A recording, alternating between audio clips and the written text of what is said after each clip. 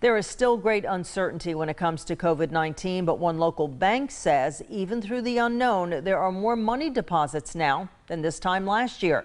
News 13's Alexia Chiropoulos joins us in studio tonight. Now, Alexia, tell us how banking has changed during the pandemic.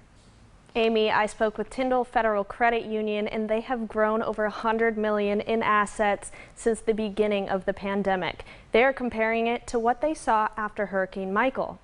Huge influx of, the government stimulus money. And with that, we've seen most people saving onto it. They're holding onto it for a rainy day. At the beginning of the pandemic, many people took money withdrawals from their account. But Jay Foote, the chief lending officer at Tyndall Federal Credit Union, says that is no longer the case. Continuing to save.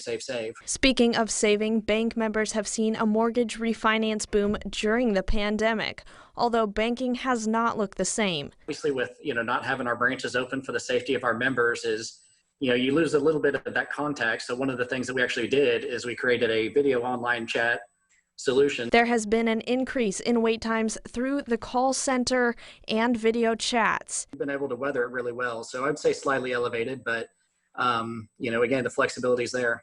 Members can use the Tyndall video app and still feel secure. If a member is wanting to open a new account, we can request their ID directly through the video call. Foote says just like after the hurricane, they've had to adapt to fit the needs of their customers.